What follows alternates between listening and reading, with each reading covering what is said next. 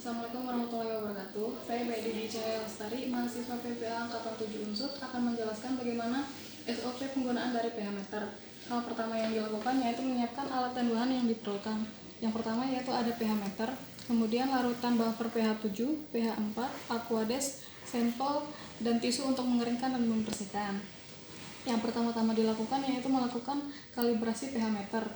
Pertama, buka tutup pH meter, kemudian nyalakan pH meter.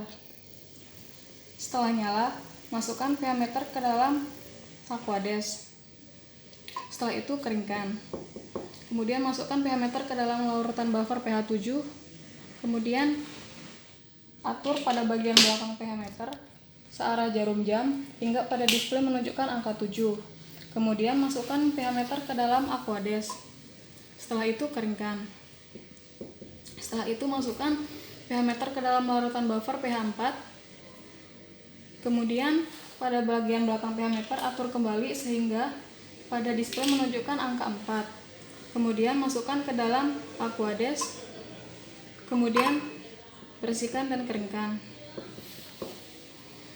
Setelah itu matikan pH meter. Itu adalah proses kalibrasi pH meter. Setelah itu tutup pH meter. Selanjutnya yaitu mengukur pH dari sampel yang akan kita ukur.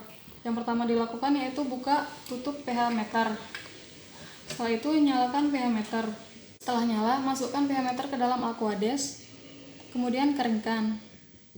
Setelah itu masukkan ke dalam sampel hingga pada display akan muncul pH dari sampel yang kita ukur. Kemudian catat hasilnya. Setelah itu keringkan. Kemudian masukkan ke dalam aquades. Kemudian keringkan kembali. Setelah itu matikan pH meter. Kemudian tutup kembali. Setelah selesai melakukan pengukuran pH sampel, kembalikan alat dan bahan yang telah kita gunakan. Sekian penjelasan SOP dari pH meter dari saya. Semoga bermanfaat. Assalamualaikum warahmatullahi wabarakatuh.